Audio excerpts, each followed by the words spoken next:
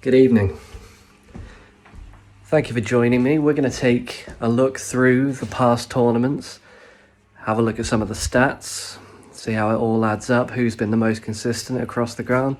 We're going to mainly focus on the tournaments that had all 12 players in, so the last two are the key ones. I will have a look at certain aspects across all four tournaments. There have been only, I think, 7 players who have been at all four. Phil, Miller and Dave have been at 3 and Tommy's just at 2. So we're going to check that out. And we're going to have a look at some of the head-to-heads in results between some parties that are very, very interesting when you look back at them. And there may be certain bad runs that people are going to be looking to overturn this time around. So without further ado, let's go have a look. Okay, let's have a look. Now I'm going to flash some stats on the screen for you. Obviously there's not too much we can go into, as obviously I can only see, points totals, goals scored, goals conceded and what have you. So let's start with goals scored. It was quite a surprise when I put this together, I tell you. Dave tops the scoring charts for those two 12-man tournaments with 36 goals and split exactly down the middle as well, 18 in each tournament, so consistent. One of them resulted in a 7th place and one of them resulted in 2nd place, so decent performance. And then I'm there in 2nd, but that's that's where people expect me to be, up there, I guess. And then you got Phil, consistent goal scorer, really good, and Josh obviously as well. And then Baker as well on 31. 3 guys on 31. Pretty impressive. And then you've got East, another high goal scorer, 29. And then Luke G, quite surprising down there in 7th place in goals scored across 2 tournaments. Again, that's a lot to do with how poor he was in the last tournament. Scored just 10 goals and scored 18 in the tournament before. Daryl, pretty consistent, 28. Miller, 25. And then you got the big drop off to Crano on 15. But still, nowhere near the single figures, I should say, of Collins and Borney on 9 and 6 respectively. Borney just 6 goals in 22 games. So that puts him bottom of that pile. Next we've got goals conceded. Now way in front of everyone is Daryl. That 12 goals was really the basis of his tournament victory last time out. He conceded just 3 goals in those 11 games. So that was the basis for his victory from the back. Didn't score that many goals in the tournament. Scored 18 goals, for the champion is not huge, but conceded just 3. So very impressive. And then you got Borney, 2nd on goals conceded. I mean, not a huge surprise for people, I would say, because of all the 0-0s he's had. But still, considering Borney is often like bottom 3 or 4, to be 2nd on goals conceded, I think is a good achievement. So hats off to him there. And then you've got me up there on 20. Again, as you'd expect, I'm in that top 3. Luke G sitting behind me on 22 goals conceded. Not a massive difference between his poor performance last time in the tournament before, but he did only concede 9 goals in the international tournament and then 13 as Genoa. Next you got Phil, not too bad on 24. His goal difference is pretty good. Josh conceded quite a high 27, but he is a more attacking player, so again that reflects in that he's a little bit open.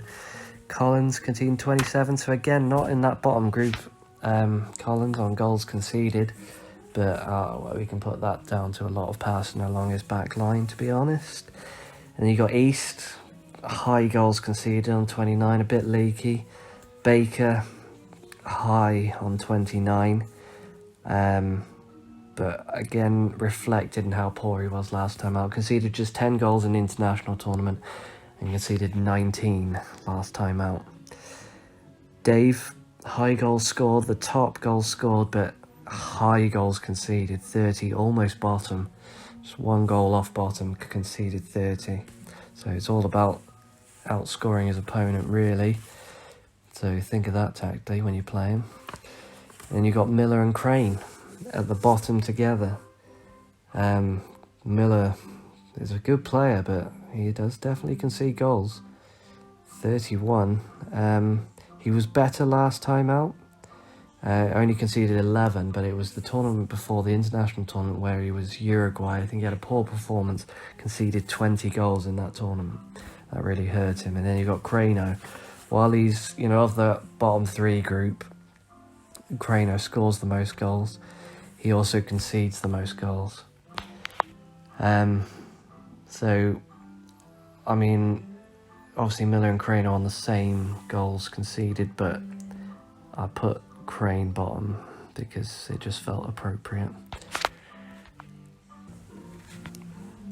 So goal difference, unsurprisingly, Daryl top due to his goal difference from the last tournament, because obviously, I mean, he was just so far away ahead. He conceded just 3 goals and he scored 18. So, I mean, he got plus 15 goal difference from that one, and obviously just plus 1 from the tournament before. But fair play, that last tournament, he was just so dominant. And then you've got me in second with 12. Again, no one's scratching their heads on that one. Everyone would expect me to be in that bracket. Then there's a bit of a drop-off when you got Phil, 7. But, not bad. Luke G, not great. It's plus 6, you'd expect more. Dave, plus 6, would be better if he tightened up his defence. And then you've got Josh with just plus 4 in the last 2 tournaments. Yeah, I think there'll be an upturn for that in the next tournament. Baker on plus 2 due to how shit he was in the last tournament.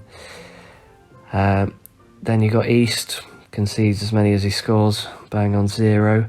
Miller minus 6, not ideal. And then you've got the jump to the bottom 3, where you got Borney on minus 13, Crane on minus 16, but bottom on overall goal difference, where his ratio between scoring goals and conceding goals is the worst, is James Collins.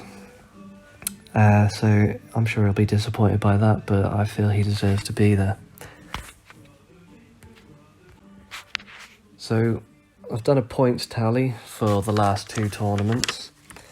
As you might expect, because of how dominant he was in the last tournament, Daryl tops it on 44 points, having picked up, a massive 27 points in the last tournament.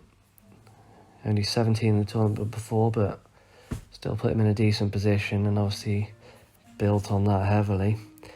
I'm second on points across the 2 tournaments, fairly consistent. Phil, always a decent performance in third there. Luke G in fourth with Josh, joint. So the 2 of them are definitely going to be looking to improve in the next tournament, and I'm pretty sure they will, to be honest.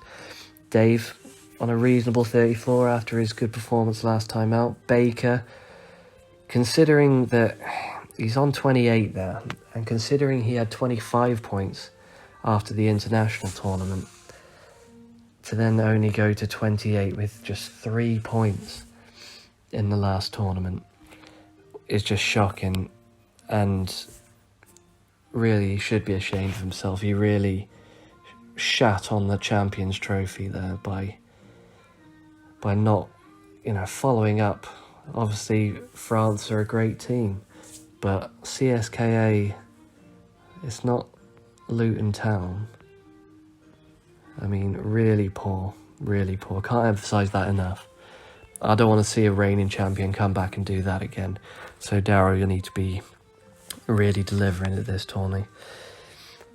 Miller joint on 28 with him there, and East just behind him on 27, not too bad. And then a big drop off to Borney, Crane and Collins. Borney and Crane together on there.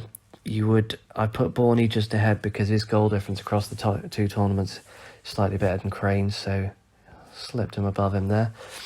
Crane on 16 with him, and then Collins over the two tournaments has accrued the least points. Not great.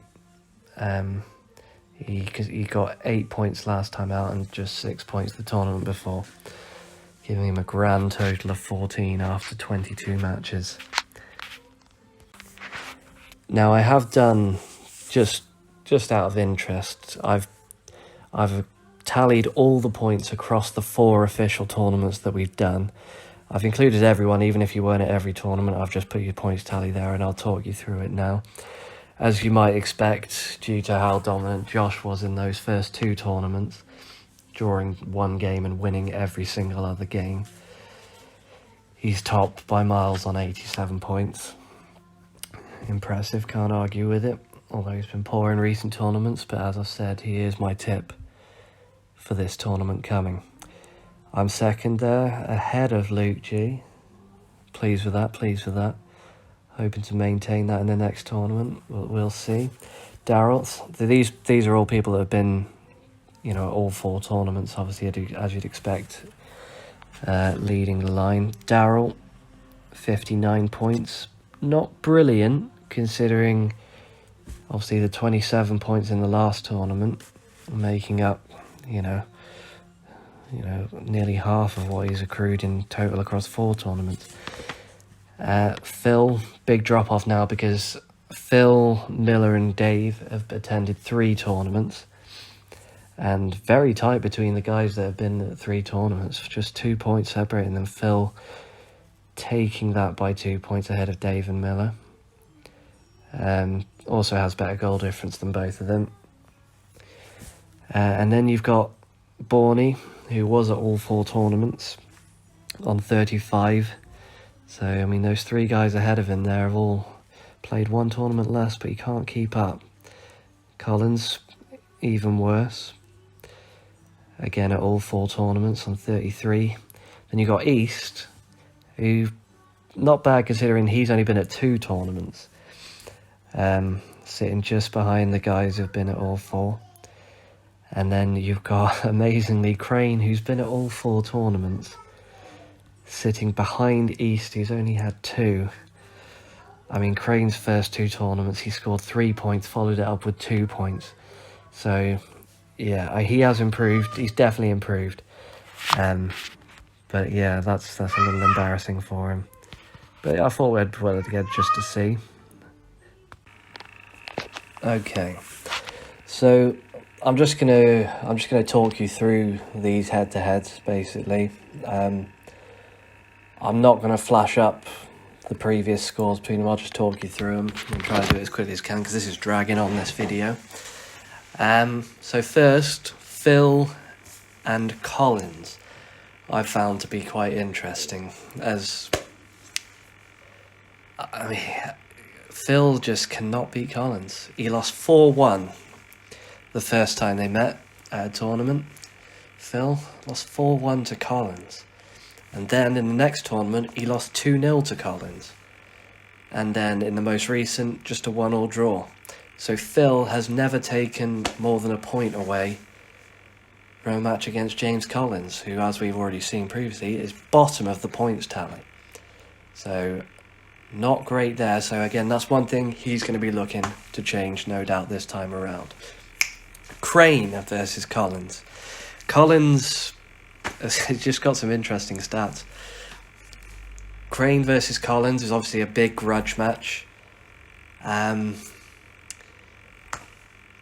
Collins has never lost to Crane, another player he's not lost to, which again is surprising. Collins won 1-0 in their first matchup, and then it was 2 1-all draws in a row, and then Collins beat him 1-0 at the most recent tournament. So obviously no one scored more than 1 goal against each other in this matchup. So Crane will be a man looking to get the better of Collins this time around. Now next is me and Daryl. So I've never lost to Daryl. I've got 3 wins and a draw against him, which I thought was worth pointing out considering that a lot of people don't have a great record against Daryl. I beat him 2-1, 1-0, 2-0, and drew 0-0 at the last tournament with him. So I don't mind playing Daryl. I think potentially in the last tournament people should have taken more points off him, and it'll be interesting to see how he does this time around with the seeded team. Next one also includes Daryl Borney against Daryl. Now Borney and Daryl, bit of a grudge match between these two. Borney won the first time they met, and then Borney won the second time they met. And then Daryl beat Borney, and they drew 0-0, as you might expect at the last tournament against Borney. And so it's a really hard match to call, so I'm personally interested to see how that one plays out. If I had to pick right now, I think Daryl will pick up the points. So next, Baker against Phil. Again, it's a real tough one to call. They've met 3 times. Baker won the first one 2-1. Baker won the second one 2-1.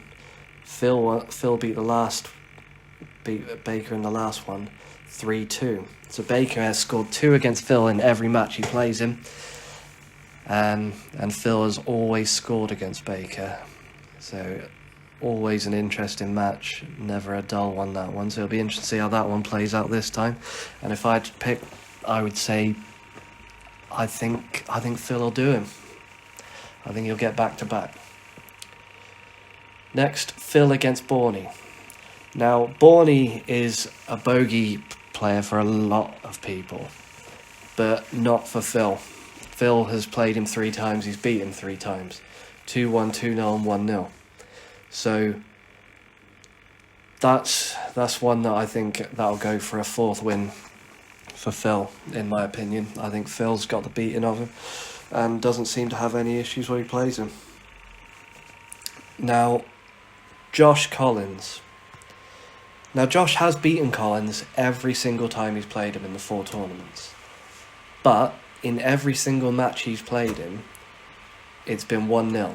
4 times he's only managed to beat him 1-0. He really struggles to break Collins down. So if, Collins can frustrate him, there's definitely a 0-0 to be had there, I think. However, with Colombia, I think Josh will have too much. And I think he'll probably score a few more this time around. Now next is a bit of a grudge match. The 2 Lukes. It's flipped between them, really. Baker won the first meeting between them 3-2 in a dramatic match, which LG was moody and pissed off with, as you would expect. But bounced straight back at the next tournament, smashing Baker 4-0 with no issues whatsoever. And then if you recall at the international tournament, Baker beat him 1-0, a whole lot of drama with Baker jumping up just before he was about to score his goal, Luke claiming he was put off by that. But ultimately VAR said nothing. And the 1-0 win stood for Baker. And then, as you might expect, considering how few points Baker picked up at the next tournament, it was a 2-1 win to LG. So 2 wins apiece in that one, so it'll be very interesting to see what happens in the next one. If I was a betting man, my money's on LG for that. Only because of how poor Baker was at the last tournament. I can't stress that enough. Now Tommy's only been at 2 tournaments, so it's difficult to really put any trends between him and any players, but I thought I'd throw a couple in there. Him against Baker, he smashed him 5-0 in the first tournament that he came to. And so it'll be interesting to see in the next tournament what he did, whether Baker would, bounce back from that, or whether Tom could take him again. And Tom did beat him again. And beat him only 1-0, but has not conceded to Baker in 2 matches. So again, that'll be interesting to see the 3rd one on that. And again, Tom East against Miller, smashed Miller 6-1 in a dramatic game, and then beat Miller again at the next tournament. So there are 2 players there that I think will be looking to try and bounce back against Tom East. Now, because this has gone on quite long, we want to wrap this up really. So we'll just state a couple of facts. I know Borney, I wanted to maybe, poo-poo a few things about Borney. Now, Borney, everyone thinks Borney's a draw merchant, but Borney has played 40 matches, and only 17 of those have been draws. And of those 17 draws, 11 have been 0-0s. So that's something. I mean, he's had 8 0-0s in the last 2 tournaments combined, which is a lot. So what I really want to see more from Borney next time out. I want to see him attacking more, finding a way past people, because I don't think he'll be as much of a stalwart at the back this time. So I think he's going to need to score a few more goals. And another final interesting stat that I pulled out when I was looking at Borney's draws was looking at Josh's draws. Across the 40 matches and 4 tournaments that Josh has been in, he has drawn just 3 times in 40 matches. So basically, if Josh is having a bad game, chances are he's going to lose. Very rare that he'll draw. I mean, just 3 in 40. Quite remarkable, really. So yeah, if you go ahead against Josh and he's looking shit, you're probably going to get those 3 points. Anyway, that's been very long. Thank you for taking the time to listen to these stats. I thought it might be a bit dry, this, but I'm hoping it was of interest to at least some people. I enjoyed looking back through the stats. It was interesting to see how people have been doing. And hopefully we'll see some more videos from various people in the next couple of weeks as the tournament nears. And I look forward to watching them. Good night and good luck.